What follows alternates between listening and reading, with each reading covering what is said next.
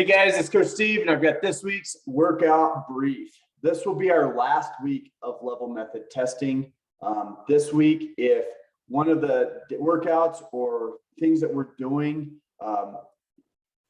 isn't quite what you need, or you need to make something up, talk with your coach at the beginning of class during this week of testing, and we'll see if we can't squeeze in testing whatever things you might be missing. So keep that in mind as we're going through this week. If you have open gym, utilize that video things, send it to me, and we will make sure that gets accounted for. Starting on Monday, we're going to get ready and prep for the upper lower endurance test. We're going to build to a moderate deadlift. We're actually going to overload the deadlift building for this. We want to make sure that you're super ready for those deadlifts, and we're going to practice the handstands. You need to be super warmed up for this test. So both the deadlift and that handstand push-up or push-up, depending on where you are, need to be ready to rock and roll at a pretty high pace at a moderate weight. And then we're going to test this. The upper lower endurance test is a very quick test. It feels very lactic tolerance-y if you do this very fast. But slightly different than the lactic tolerance is you start to give out, those muscles start to burn a little bit, and fatigue may actually set in before the breathing slows you down during this test. If we get done with this test super quickly and everybody's ready to rock and roll, then we'll move into a makeup test for anybody who needs that afterwards.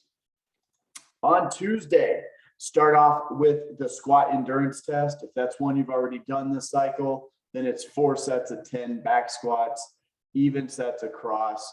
Do not feel like you need to go heavier every set. Just find a good weight.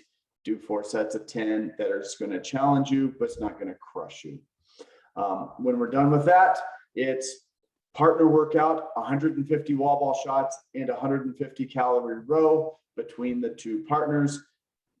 The idea is one partner's wall balling, one partner's rowing, and then when it's time to switch, wall ball person needs a break, swap it and keep moving, keep accumulating. This should be pretty quick, looking at about 10 minutes for this workout. Again, if you need to make up a test, it's a good time to do a makeup test instead of the WOD. On Wednesday, we're going to start off with the upper body push test. Practicing that, getting ready for push-ups or strict press, wherever you may be, and then going into a workout of 50 burpee bar muscle-ups. The goal for this workout is under 9 minutes. So this is very consistent pacing, something that you can do and maintain at a moderately decent pace. This is a little bit high technique, so this isn't something you can really rush through and crush, but it's something that's just going to be a very consistent pace and just very almost monotonous. The more you can dumb it down and just get into a flow of doing these movements, the better you'll be. Resting during this one is not great unless you cannot get that muscle up and you need to just take a long enough break to recover to do that. Thursday, we're going to start off with the running test. This ranges anywhere from a 200 meter to a mile run. And the goal here is we're going to do something that you can push the pace, but kind of starts to pull you down just a little bit. It's far enough that you're concerned about how fast you can go or what speed you can maintain. That's the idea behind the running test. Figure out where that is. It will burn a little bit. Breathing is a big thing, not so much the pounding on the knees and joints. That should not be the biggest concern for the running test. It should absolutely be that breathing. And if you feel that pounding, it may be a sign that you need to work on some technique, which happy to help with that kind of stuff. Then we're going into a WOD, 16-minute AMRAP, Russian kettlebell swings, single arm kettlebell cleans, goblet thrusters, so holding a kettlebell in 2 hands, squat and then press overhead, and then kettlebell snatch. All kettlebell stuff, 1 kettlebell per person is all you need. And looking for just continuous movement in this. It should not be the hardest workout in the world as far as any of the movements, which means you can maintain a very consistent pace. The grip will start to be an issue with the swings and the cleans and the snatches. So take that kind of easy, but you want to just keep moving through this. The idea is that the rep count shouldn't be high enough to really impact you in a super terrible way. Again, if you need to, great time to do a makeup test, maybe the kettlebell test would be a great time to do that. On Friday, we're going to come in and prep for a partner workout. One part, you're going to run together for 800 meters, and then come in and do 10 air squats, 10 push-ups, 10 air squat, push-up, box jump, right? 10 of those, 20, and then 20, and then 30, and then 40, and then 50, and then 60, and then finish with the run. The idea here is that one person's working, one person's resting. This will take a lot of time. This is a lot of volume. If you can do the volume, stick with the volume and scale the movement down.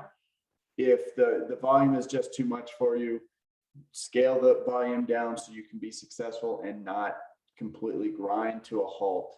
But 10 air squats, 10 push-ups, 10 box jumps, 20 air squats, 20 push-ups, 20 box jumps, 30, 30, 30, 40, 40, 40, 50, 50, 50, until you get to 60, and then another half-mile run. Time cap for this dude is 45 minutes.